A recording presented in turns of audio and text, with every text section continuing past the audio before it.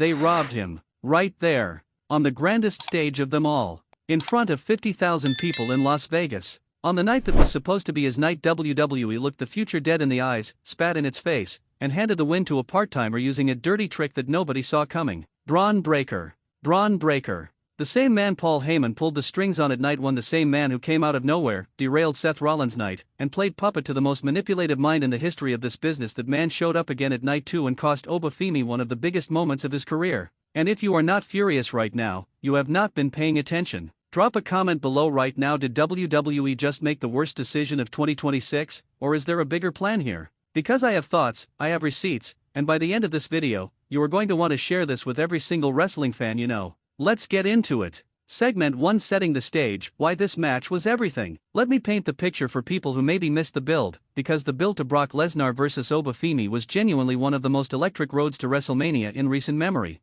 And I say that not as a hype man, I say that as someone who has watched every WrestleMania since he was a kid sitting on the floor in front of a small television. This match had something special, something rare, something that WWE hasn't been able to manufacture in years. It had organic momentum. It started on the March 16th episode of Raw. Brock Lesnar, the Beast incarnate, laid out an open challenge for WrestleMania 42. Paul Heyman, slick as ever, stood in that ring and basically dared anyone in the locker room to step up and try their luck against the most physically dominant athlete in WWE history. And then the music hit. Oba Femi walked down that ramp and the crowd immediately came alive. Not polite applause. Not a wait-and-see reaction. The crowd went absolutely electric for this man. Why? Because they had been watching him for months at that point. They had watched him come up from NXT and immediately establish himself as something different, something dangerous, something that felt real in a world that is sometimes too polished and too safe. And then Femi did the unthinkable. He popped Brock Lesnar up off the canvas like he weighed nothing and drove him into the mat with a fall from grace powerbomb that shook the entire arena.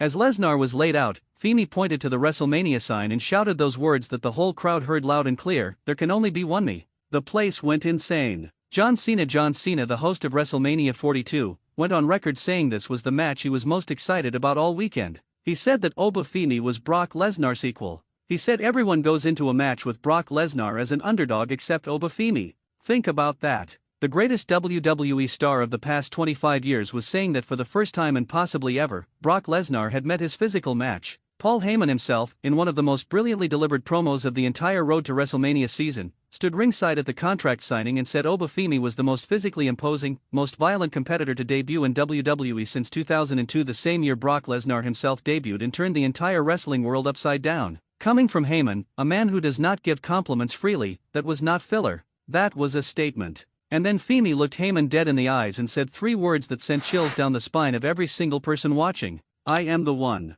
Not a prediction. Not a boast. A spoiler.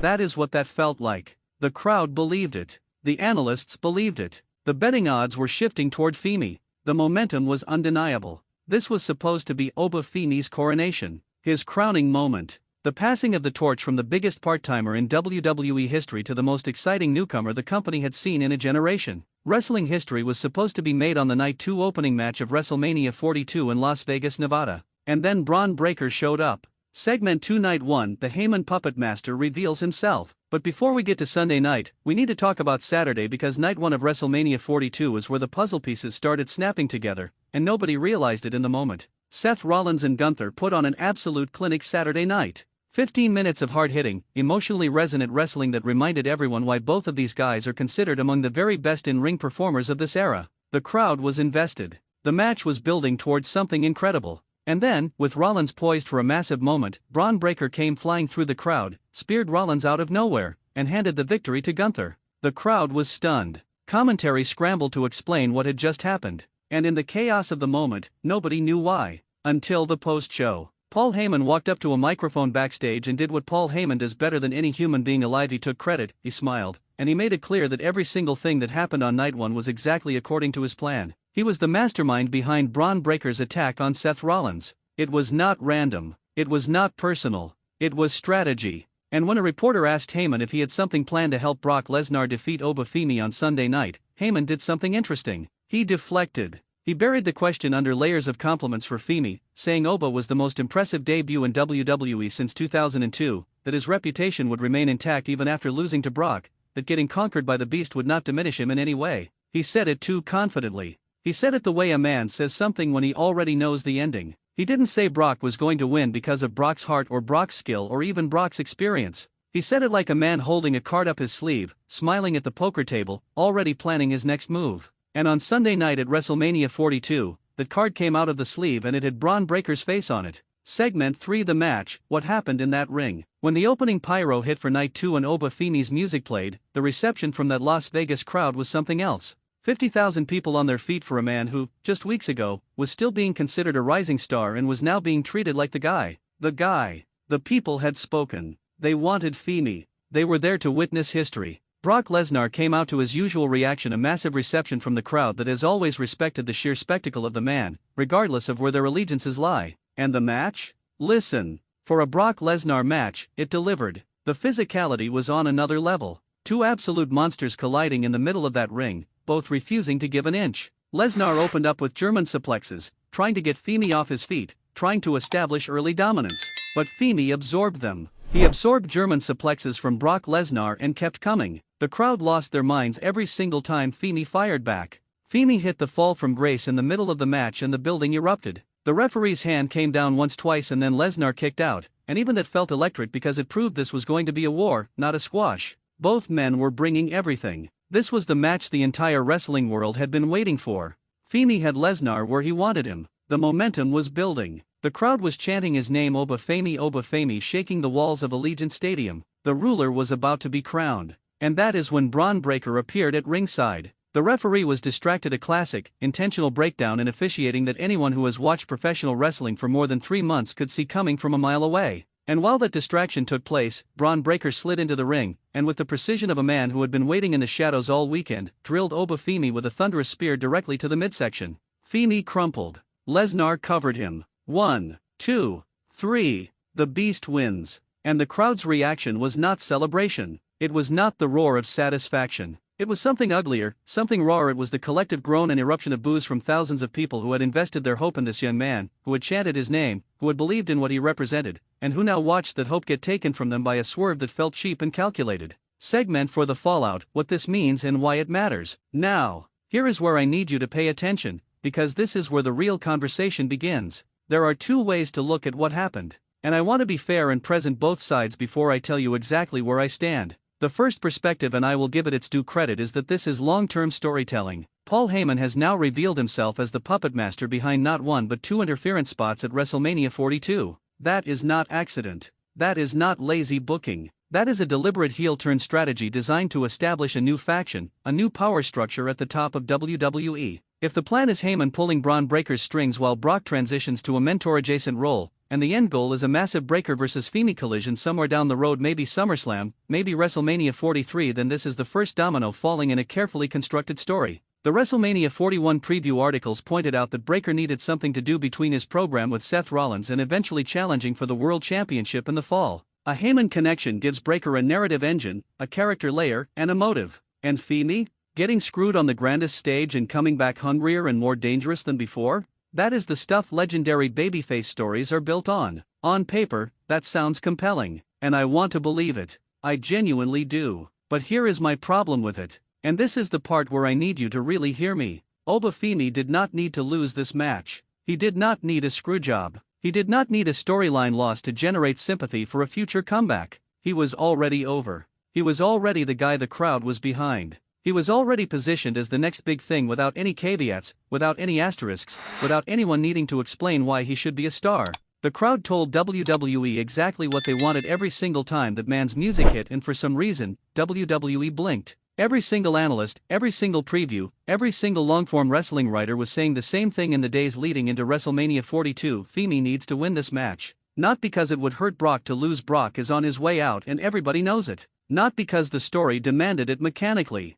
But because this was the moment. The perfect moment, handed to WWE on a silver platter by the organic reaction of the fanbase, to launch the next era of the company with a definitive statement. Instead, they chose to protect a part-timer and sacrifice the long-term future for short-term storytelling complexity that nobody asked for. And look, I hear the counter-argument already. I see it in the comments every time I say something like this. But it's wrestling, it's a story, the loss will make it better when he wins down the road. Sure. Maybe. But think about how many times WWE has done this. Think about how many future stars have been given the loss that will make the comeback better only for the momentum to never fully return. Think about the stars who got their moment taken away at exactly the wrong time, and whose ceiling was quietly but permanently lowered as a result. Oba Femi is different. I believe that. He may well be different enough to absorb this and come roaring back, but that does not mean this was the right call. And it does not mean the fans who are angry about this should be told to relax and trust the process. Segment 5: Bron Breakker's role, brilliant tool or wasted potential?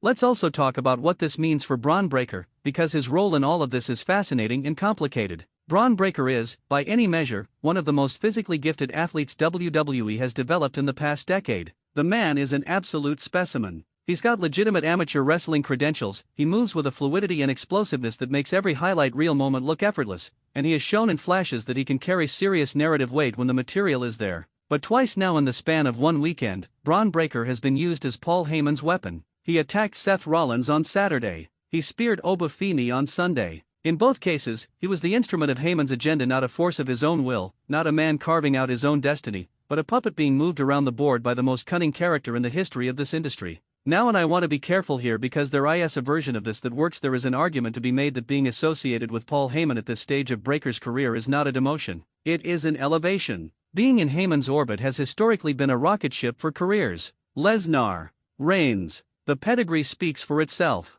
If Heyman is genuinely invested in building Bron Breakker as the next generational heel at the top of the card, then being the muscle behind his schemes is not degrading. It is a character introduction on the biggest possible stage. But here is the risk. The risk is that Bron Breakker becomes so associated with doing Heyman's dirty work that when the time comes for him to stand alone, the audience sees him as a sidekick instead of a main event player. The risk is that two high-profile interference spots back-to-back, with no clear personal motivation of his own, starts to make Breakker feel less like a future champion and more like a hired hand. WWE has to be incredibly careful with the pacing of this story. Breakker needs a moment soon where he steps out of Heyman's shadow and asserts himself as his own threat. Otherwise the association, however prestigious, risks becoming a ceiling rather than a launching pad. Segment 6: The bigger picture, Heyman's master plan. Step back for a moment and look at what Paul Heyman has done across 2 nights of WrestleMania 42, because when you see it as a whole, you cannot deny that it is one of the most carefully constructed pieces of character work this company has produced in years. Night 1, Heyman orchestrates Bron Breakker's return from injury at precisely the right moment to cost Seth Rollins a potentially career-defining victory over Gunther.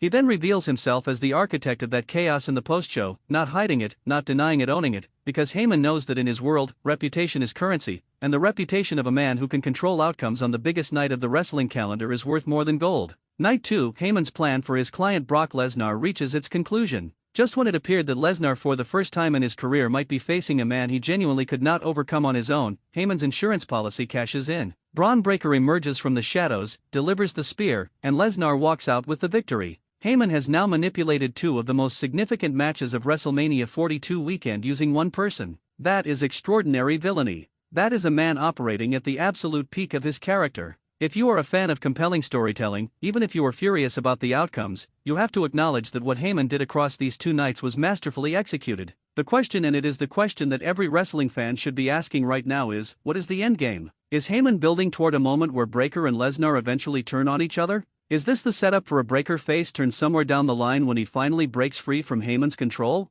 Is Oba Femi the man who ultimately dismantles the entire structure, beats Breakker, beats Lesnar's legacy, and stands at the top of the company as the man who conquered the Conqueror's entire empire? I genuinely do not know. And honestly, that uncertainty is the most interesting thing WWE has given us in a long time. Segment 7: What needs to happen next? So let's talk about what WWE must do from here, because the road matters just as much as the destination. Number 1, Oba Femi cannot disappear. The worst thing WWE could do right now is let Femi drift into the mid-card while Heyman, Lesnar, and Breakker occupy the top of the card with each other.